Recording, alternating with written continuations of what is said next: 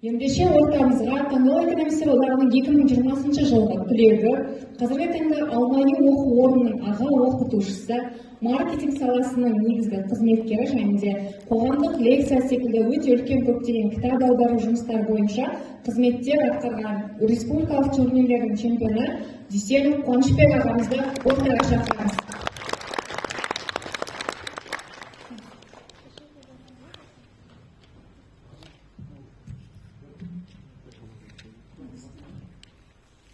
Бер.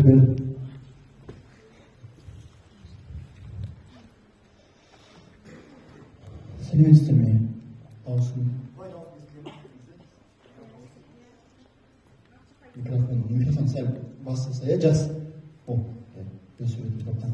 Сәлеметсіздер ме, құрметті күріссайысшылар. Бәрі күріссайысшы ма отырғандар? Иә. Мектеп лигасы ойын негізінен, иә? Аргумент емес бәр деп. Негізден аргумент бар екен, аргументтер тауып тұрып. Так, сәлеметсіздер ме, құрметті студенттер, мектеп оқушылары, жалпы жетекшілер, бүгінгі біздің жалпы тақырып пікірсайыста ғылыми зерттеу жұмысында қойған жолдары. Негізі бұл тақырып негізгі жылда бакалавр студенттері, магистранттарға жақынырақ. Дегенмен, енді қазір мен өз оқушы болғанымды білемін, жастар белсенді. Бірінші курста біздің кезде 2016-17 жылы оқуға түскен кезде бірінші курста не то что мақала жазу, жалпы бір адамдар мазмұндама жазудан қиналатын буын едік. Қазір келсем, бірінші курстың балалары уже зерттеу жүргізіп, оны жариялап, ондай болып кеткен. Сол себепті сіздерге бұл тақырып түсінікті, байыпты болады деп ойдамын. Енді жалпы бұл затты бастау үшін мен өзімді таныстырып өтейін сіздерге. Мен кіммін? Жалпы мына тұр. Мен Дүйсенов Қуанышбек, экономика және бизнес магистрі, маркетинг бағыты бойынша. Таңдау экономистер одағы жоғары пікірсайыс мектебі, ТОЖКМ-нің түлегімін. Мен қазіргі позициялауым мына тұр. Бір жерде мені экономист, сарапшы, саясаттанушы, тіпті Құдай өзі соңдасын, қаржыгер дейтін жерлер болады. Іздесеңіздер. Одан кейін оқытушымын, жас ғалым дейтін маркетолог зерттеуші, іс-шара ұйымдастырушының қарамай белгілерді өзім болған. Енді бұның барлығы менің бұндай бір позициялау деген өз-өзін танытудың, өзін ұсынудың негізгі себебі не десеңіздер, ол бірінші ретте осы пікірсайыс және университеттегі білім. Университетте бізде жалпы тақырыпты бастағаннан бұрын сіздерге сұрақ қойсам, жалпы эссе дегеніміз не? Кім эссе деген не екенін біледі? Кім жауап бере алады? Эссе деген не? Позицияды аргументивті түрде көрсету. Жазу, иә. Эссенің қандай түрлері болады? Әдеби эссе, аргументативті эссе. Әдеби эссе, иә. Одан кейін қандай болады? Иә, ғылыми.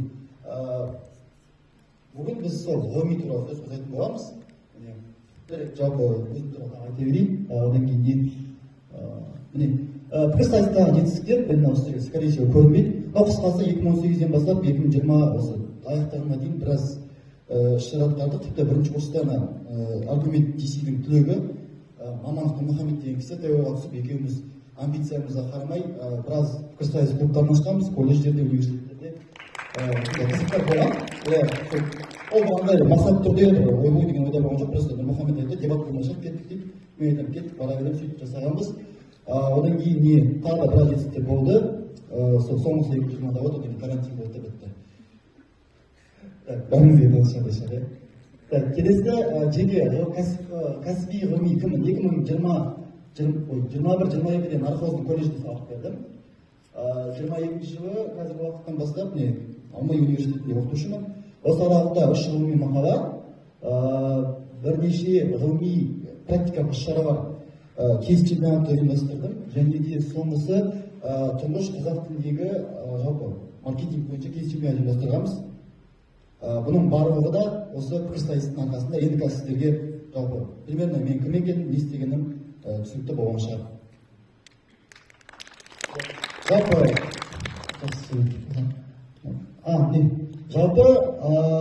пікірсайыс енді сіздерге жалпы ғылыми зерттеу жұмыстары туралы айтып өтейік. жалпы қалай ойлайсыздар, біздің әлемде қазіргі заманда ғылыми зерттеу керек па? Не үшін керек? Не үшін? Қандай жаңашылық?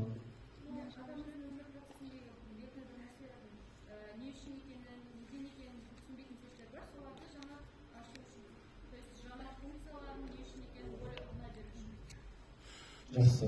Аха. Кім мысалы айтады, қазір мысалға не зерттеле алмай жатыр деп ойлайсыздар? Кімнің сұрағы бар өзінің басында? Вот мынаны білсек қой дейтін сұрақ болса. Мысалға. Ой. Мұхит. Ау? Мұхит. Мұхит не болды? Мұхиттың түбі не бар? Мұхиттың түбіне барып келді ғой. Режиссер түсіп, адам жүрген астына түсіп. Не ол? 50% зерттелген. Иә. Жақсы, білетін факт. Аха. Одан тыс. Аха. Тағы да. Ғарыш. Иә. Жақсы. Давайте. Ал өзіміздің өмірде ше қандай мәселелер бар күнделікті? Қазақстанда неге туризм дамымайды? Энергия, представляешь, Қазақстанда туризм неге дамымайды? Экология. Аха. Тағы да. Қандай мәселелер бар? Саяси, қандай тағы да. Мұнайды өңдеу жұмысы. Иә, неге Қазақстан мұнайды жерінде мұнай көп, бәріміз араларымызда батсын. Бірақ неге кедейміз, деген сияқты. Өйткені біздің 75% мұнайымыз басқа шетелдік компанияларға еді, просто 25% біз салық алып тұрмыз да, соған қазіргі уақытта стипендия, жәрдемақы басқасын көріп отырмыз. Мұнай бағасы көтерсе қуанамыз да. Былай айтқанда елестетіңіз, сіздің көршіңіз күнделікті сіздің сиырыңыз сауат, 4 шелек сауат, сол 3 шелектің 4-еуінің біреуінің сізге кіреді, сіздің үйіңізде 5 бала бар, 5 балаға бөліп беру керек, сондай жағдай болып тұр. Тағы да қандай мәселе бар? Адамның миы неге 100%-ға игерілмейді? Ой, нейромаркетинг затын емес. Ой, бұл жауап табылмайды сол сияқты. Иә. Көріп тұрсыздар, негізі шынымен де мәселе көп. Басында негізі айдаладан бастады, теңіздің түбі, мұхиттың түбі, ғарыш. Бірақ уақыт өте келе біраз мәселе көтеріліп, күнделікті өмірде мәселеміз көп. Мысалға, араларыңызда енді білмеймін, кім саяхаттан немесе қаладан сізге дейін келді.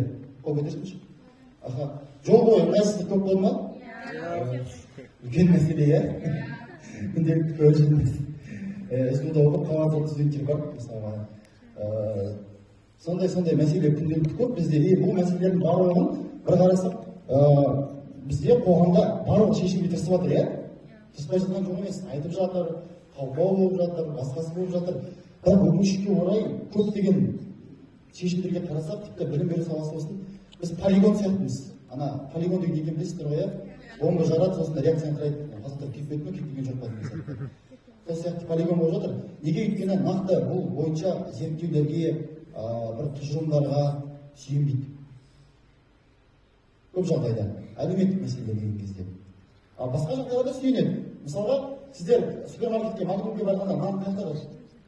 Нандар үйледі. Ең түбінде, иә? Неге өйткені біз зерттегенде тұтынушылар ең түбіне барған кезде нан алатын болса, жол бойы олардан не алып кетуі мүмкін, чипсы, иә?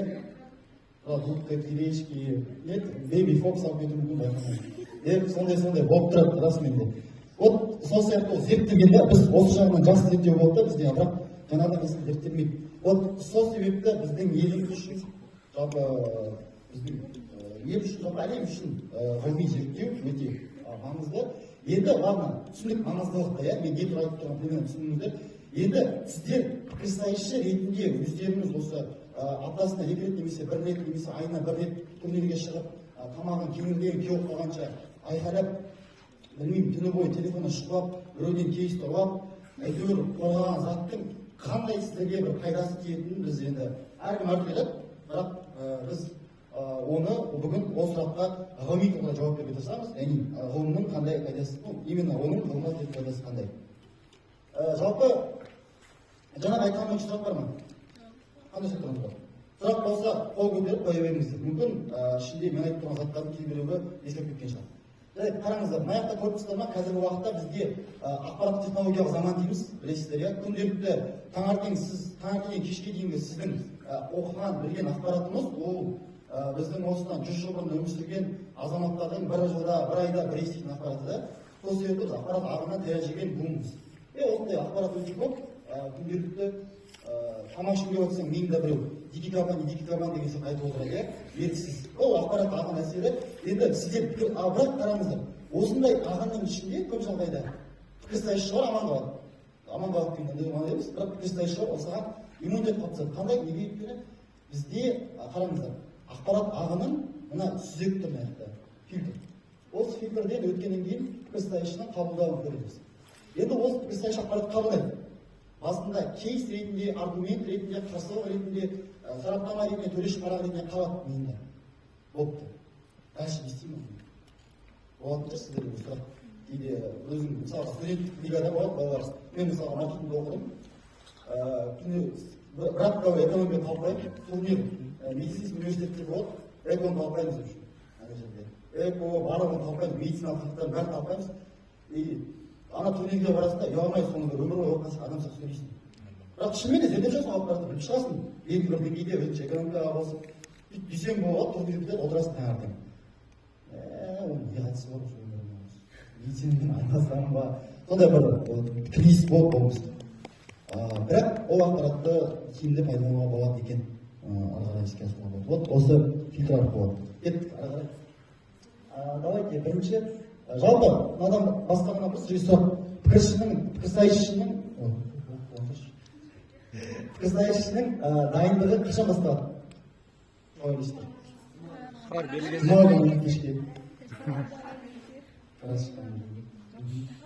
Қарапшасын жатыр, контент кешкен ма? Басқа сен кешкен. Амалсыздан шығады. Мен кешкен көпті айтысызды. Ал 5 минут қалған кезде. Кім? Бір апта, 2 апта бұрын дайындалады. Иә. Иә, бізде негізі сіздер сияқты мен де жауап беретін, сіздер сияқты мен де турнирге 5 минут қалғанда кезінде дайындық шығасыз. Бірақ негізі Баласбек Атқолат деген ағамыз бар. Пікірсайысшы кезінде Номанс деген фракцияның лидері, бесменді лидер дейді ғой, елбасы. Сол кісі айтады, пікірсайысшының дайындығы 24 сағат 7 минут болу керек. 7 күнде болу керек. Тұрақты болу керек. Әрқашан үздіксіз болу керек та. То есть сіздің кез келген уақытта өміріңізде ақпаратыңыз, алғаныңыз барлығы дайын. Енді сіздің кейсіңіз, мен енді ызат едім, білмеймін, сіздер мектеп лигаларыңызда қалай екен жалпы, бірақ мен білуімше соңғы бірнеше студенттік ойындарына бардым. Ойынның барлығы өткенде сайлау алдындағы нені көрдіңіздер ма? Пікірсайысты, бірінші пікірсайысты. Иә. Кім көрді? Саяси сіздер кішкене бемаралсыздар ба? Қысқасы андай болып, болады да. Оны пікірсайысты қабылдайды болған. Бірақ сіздер білесіздер ғой, что пікірсайыс емес. Сіздер білесіздер пікірсайысты қолдар арасында сипаланып тұрасың, сіз қалай ойлайсыз деп сұрайсың. Яғни бізде бұл, біз ана кісілерге көреміз, бірақ өзіміздің студентигада сондай ойындар болады екен да. Бұл жақта қандай? Оның себебі не? Оның себебі бұл жағдайда нашар дайындықтар. Ол біздің кезде де болған, сіздерде де болады, ары қарай да болады. Яғни дайындық тек турнирге аз қалған уақытта болады, оның өзі үстіртін Википедияның кейсінде алып келетін адамдар бар шығар, сондай адамдар болады. Ол өте үлкен мәселе, бұл жалпы пікірсайыстың сапасын бұзады, пікірсайыстың құндылығын бұзады, пікірсайыстың бір маңызды, бір интеллектуалды орта деңгейде бір нұқсан келтіретін зат. Сол себепті пікірсайысшы отырды жетіп дайындау керек. Мына жақта мен сіздерге өзіміз бағанағы ақпарат ағынында жалпы дұрыс біз одан құтыла алмаймыз. Біз телефонның бәрін өшіріп тастап, тек қана пікірсайыстың алдында ғана қолданбаймыз. Біз адам болғаннан кейін бәрі бұны қолданамыз. Бірақ бізде мүмкіндік бар. Қандай мүмкіндік бар? Немесе ерік бар? Таңдау. Таңдау ретінде, мысалы ретінде біз өзіміз кезінде пікірсайыс клубында ұйымдастырған ереже болған. Бірінші, әлеуметтік желілердің өзінде фильтрация болу керек. Дикий, не дикий, до конца деп жүрмес үшін. Турнирге дарабоз деп шыққандар баршаларға айтыпты. Сол үшін ақпарат, яғни қандай? Барынша танымдық, ақпараттық, информациондық, экономика, саясат, көп жағдай дебаты сол болды енді. Ғылыми танымдық парақшаларға тіркеліп алып, екінші өзіңді осындай ақпаратпен толтырып тастау. Екінші ұсыныс ол бізде енді экономист болғаннан кейін Гарвард бизнес ревью деген журнал бар. Гарвард университетінің. Ол орыс тіліне аударыпты, мүмкіндік болса енді бір жылдан кейін кішкене тегін нұсқалар шығады, соны жүктеп алсаңыздар болады. Мына голубой океан деген есіңіздер. Статья голубой океан, анау мынау негізі осы бір кезінде жүйе еді, бір мақала болып шыққан басында. Одан кейін ол кітап болып кетті, одан кейін оны университеттерде ойбай деп бизнесмендер оқыта бастады. Негізі ол мақала болып шыққан. И мақала ретінде кім оны білді? Пікірсайысында қолданды. Осы келесі Google Scholar дейді, кім танысы Google Scholarмен? Google Scholar деген ағылшынша атауы Google Академия. Ішінде көптеген мақалалар бар. Жақсы мақалалар бар, оқысаңыздар. Көп мақала оқыған адамдар ма араларыңызда? Асыл сөз журналдар емес. Жарайсыздар, ғылыми мақала оқитындар бар екен. Одан кейін не? Skyhub деген сайт бар. Біздің Қазақстанның тумасы Александр Абакян деген политехтің студенті кезінде оқыған, ашқан. Бұл Skyhub негізі мақалалардың барлығы тегін емес, кейбір ақылы. Бірнеше мың долларға дейін баратын ақылы журналдар бар. Сол бұл Skyhub деген пиратский сайт, осы сайт арқылы ол адамдар любой мақаланы сілтемесін қойсаңыз сізге тегін жарып береді. Базада бар болса. Келесі танымал таныс па сіздерге анау? Не ол? Жасанды интеллект, иә? Чат GPT Facebook туралы білесіздер ма? Кім құрып көрді дейсіз оны? Ойбай деген ойын, иә? Қызық болып тұр ма? Чат GPT важный надежный помощник. Енді жарайды, пікірсайыста онша емес шығар. Бірақ ғылыми жұмыс жазған кезде чат GPT өте жақсы көмекші. Мен жазып қойдым, кәсіпкер болатын, соны өзім ұраны болатын, важный надежный помощник деп қойдым. Важный надежный помощник. Чат GPT сіздер шынымен де мысалға тақырыптар болады, өмір есіммен сөздер болады. Мысалға инфляция, қорқынышты сөздер, дефляция, тағы не? Теориясы тұрмын деген күндет. Құдай бізде кезде дебат болсын соған ойлаңыздар соны, иә? Немесе бір шығарма бар, қиын ұғымдар болған кезде чат GPT сізге тәпсірлеп береді, қарап өтеді. Содан кейін соңғысы келесіде научпоп YouTube арналары, ең соңғысы мақала эсселер жаза беру. Өздеріңізге потом түсіндірем. Кеттік. Мына жаққа қатты бар. Маңызды. Так, мынау бөлім бойынша сұрақ бар ма сіздерде? Жалпы сіздерде дайындықпен проблема бар ма? Кімде дайындықпен мәселе бар? Кім? Барлықтың үшін. Айтыңыз қандай мәселесі? Көбінесе идея жетіспейді да, мысалы. Осы кезді құратын кезде бірінші ойлайсың, бірінші ойлау керек және соған сұрақтар қоясың, бірақ жауабын таба алмайсың. Жақсы. Тағы қандай сұрақ? Жақсы мәселе? Кімде тағы мәселе бар?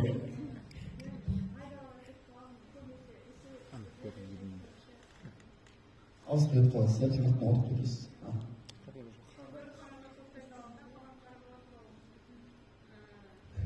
Кездесетін жағдай. Тағы да. Осы үш мәселе. Үш сұрақ. Жақсы, бірінші сұрақтан бастайық. Идея жетіспейді дейсіз, және екінші қандай айдалаға кетіп қалам, иә? Енді қараңыздар, бұл жақта енді бізде жаңағы дайындық мақала, енді скорее всего оқымайсыздар мақаланы. Оқитын шығарсыздар мүмкін. Кім оқиды? Ол жеңілшілер.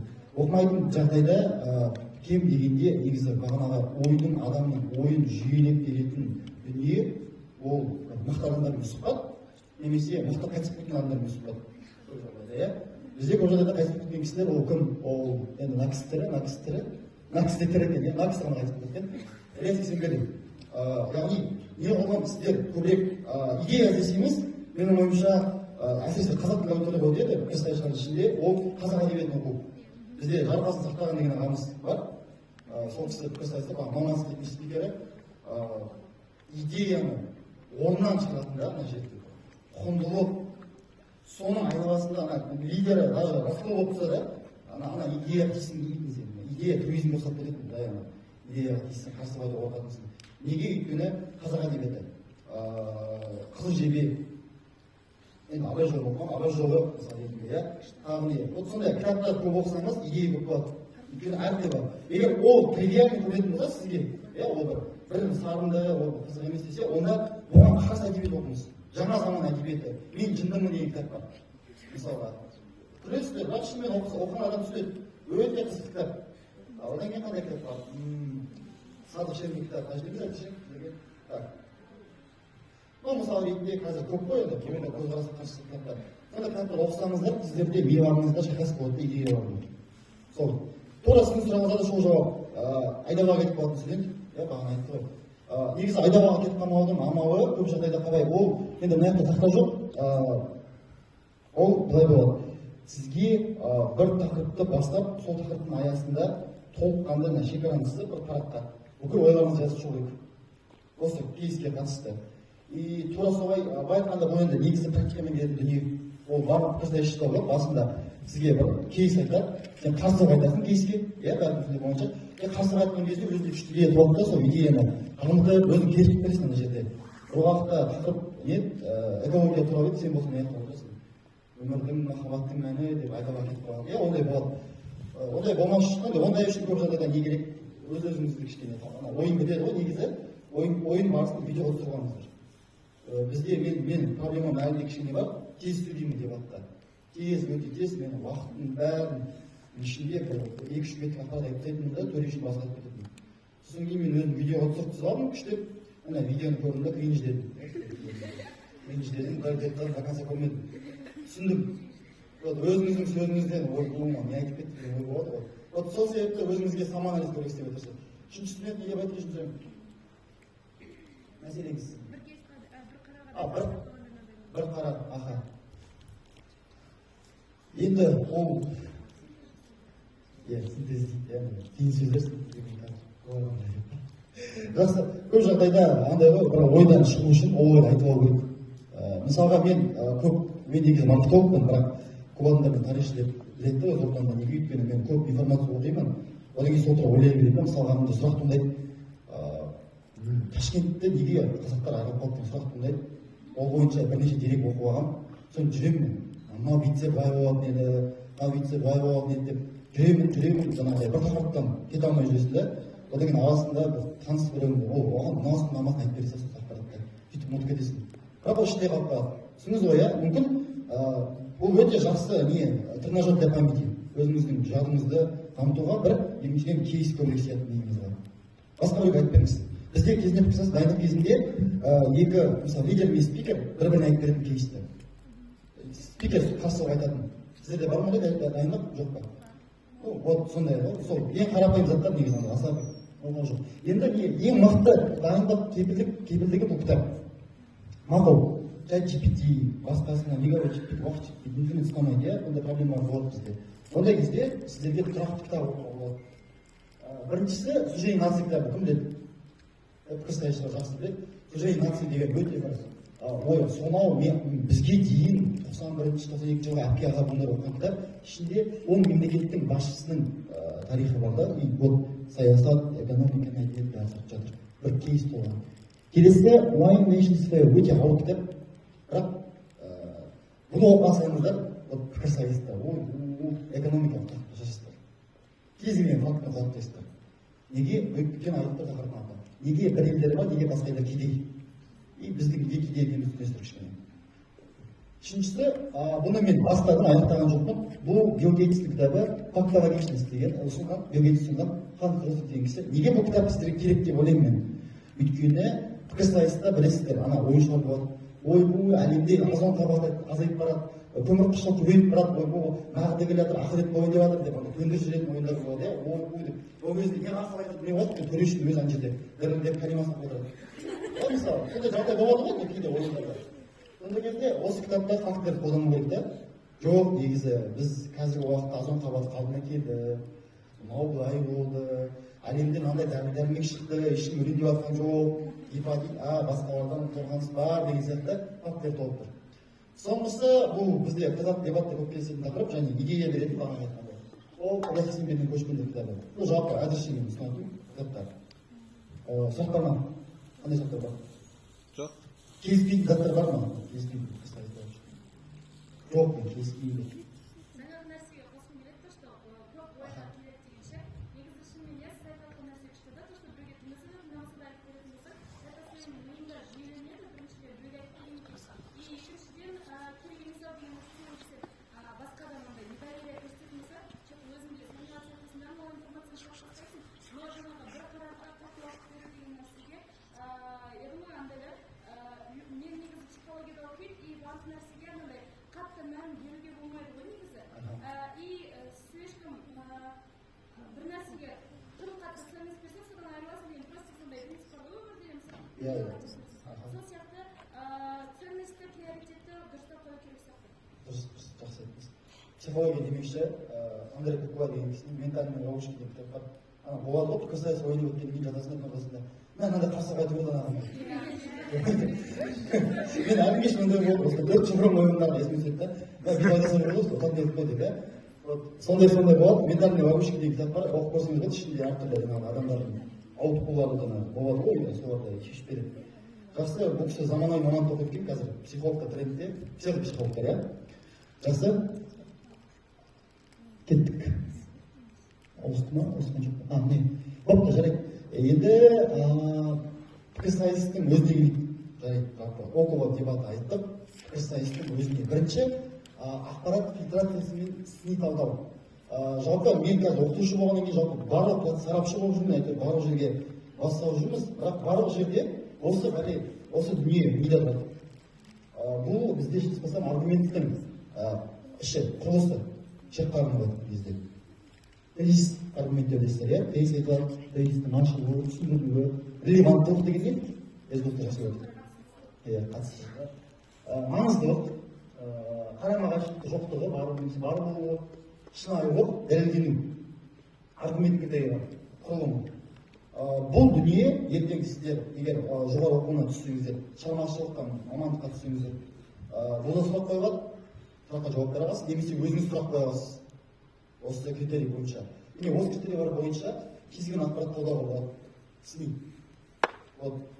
пікірсайысшылар проблема емес бірақ пікірсайысшыларда мен кейде көремін ана ағаш айнасы не тағы да көп жағдайда басқа бір болады ғой бір кішкене андай сары айтқанда сары деген қалай желтый пиардың элементтері бар газеттер журналдар болады ғой сайттар болады бізде кейде ол енді қасақана істемейді табыс үшін істемейді сол жақтағы мәліметтерге нанып кетеді студенттер нанып алады бекіп алады одан кейін соны өзінің аргумент ретінде ұсынып айта береді кейде байқамай өзім кетіп қалады вот ондай болмас үшін фильтрация ретінде осы қолданылады бұл жалпы тезис пайдалы әңгіме пайдалы жоқ әңгіме ма бұл әңгіменің ішінде ол қатысты ма біздің дебатқа қатысы жоқ па мен білемін кейде дебатта сіздерде универсальный аргументтер бар қандай бар сіздерде қазір біздің кезде салыстырып көрейік даму нәтиже пайда тұрақтылық баланс альтернатива сосын шығын әлем тәжірибе деген бар ма классикалық барлығы жақсы аргументтер бірден ойға келетін бірақ бірден құлатуға болатын аргументтер білесіздер иә неге оны құлатудың мен негізі пікірсайыста көп жағдайда лидер емес спикер болғанда мен негізі функциям қарсы адамды қарсы қоюды болатын да сол себепті осы критериялар бізге өте қатты көмектесетін сол себепті ғылыми жұмыстар ертеңгісіздер мысалы мақала кітап эссе басқасын оқыған кезде немесе өздеріңіз жазған кезде ойлану керексіздер да бағана неге қатысты айдауға кетіп қалдым дегенге қатысты міне тезистің ұсынуы мен дәлелденуіне дейінгі аралықта сіз тезистің ауытқымайсыз яғни дұрыс аргумент дұрыс тез құралатын пікірсайысшы ол басқа мәселені қинамайды мысалға біздің қатарда кезінде өмірзақ нұрайып деген жігіт болатын пікірсайыста әлі де ойнап жүр арасында шығып жүр өте жүйелі пікірсайысшы өте жүйелі немесе кеше кететін ерғали деген жігіт бар алдында дебат жолға шыққан ерғали да өте ол кісі дайындығы бірнеше факты басқасы бірақ шыққан кезде құлымен шығады неге өйткені ол кісі өзінің миында жаңағыдай осының негізінде аргумент қуды қалыптастырып алған түсініксіздер ғой иә енді бұл үшін әрине көбірек тәжірибе және көбірек әрекет керек аргументті құрылмай сұрақ бар ма сіздерде жоқ па немесе қандай сұрақтар бар қандай ой бар немесе аргумент бұндай емес қой еді деп айтатындар бар ма арасында біз үйреткен аргумент басқа еді ғой кеше осыны айтты ма абал кет дегенше шашынан бақырып қалғанша кеше айтса кім айтты кеше жақсы енді не осы жақта кстати төрешілердің несі ашылады деп па екіншіден бұл апр кеңес құрылымының шарапаты дейміз неге шарапат өйткені білесіздер иә резолюция дефиниция статус кво аргументация деген бар ма қазір айтыңызшылар бар аяқтап жатқан мына қараңыздар біреулеріңіз мүмкін басқа елге бармақшы ағаш тілін оқып жүргендер басқа барғаныңызда білесіздер иә эссенің құрылымы қандай болады кіріспе контраргумент немесе аргумент бірінші аргумент болады қорытынды көп жағдайда болады таза апфтың кейсінің құрылымы бізде қасымызда жігіттер болды пікірсайысшы үшінші курстан кетіп қалды. Осы құрылымды меңгеріп алған ағылшын тілінен спикингге басқасы деңгейі кәдімгідей керемет болмаса да осы құрылыммен айтып беретін өтіп кететін барлық сабақтан. Негізі бүгінгі менің айтатын тақырыбым деген сабақтың өтетін амалдашы көбірек. Сондай болатын. Ал мына қараңыздар, мына жерде кіріспе, контраргумент, қорытынды. Бұл неге ұқсайды? Төрешінің бөлігіне ұқсайды. Үкімет лидері, оппозиция лидері. Үкімет спикері, оппозиция спикері, сараптама. Түсінбеңізге, да? Яғни, көрініп тұрған негізі? Мен сияқты ашып кетті жоқ бар арасында. Көріп тұрсыздар ғой, яғни АПФ-тің құрылымы туралы айтып беріп, жалпы түсінікті деп ойлаймын. Осындай бір жақсы. Келесі не? Қандай шарапаттар бар екен тағы да пікірсайыстың бізге беретін? Әулиетті пікірсайыс.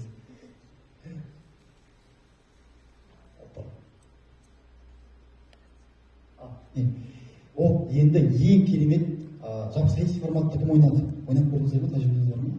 Сіз ғана тағы кім ойнады? Жалпы саяси форматты білесіздер ме? Үйретті ме кешіздерге? Саяси форматтың кәдімгі құндылық форматтың айырмашылығы неде?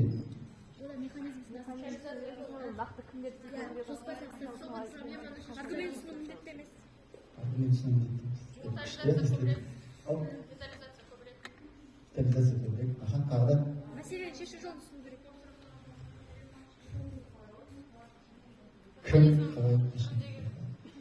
Мына кейс, мына қазіргі саяси формат мен қазіргі бір ай болып жатқан үгіт насихат сайлауындағы ең керемет қолданылуы керек болған дүние еді. Болған, бүгін қаншасы 15 ма? 4 күннен кейін сайлау болды, иә? Енді мен бір сайлау қазір емеспін, ойлап қалыңыздар. Просто айтып тұрған пікірсайысқа қатысты бізде осыған қатысты аспект.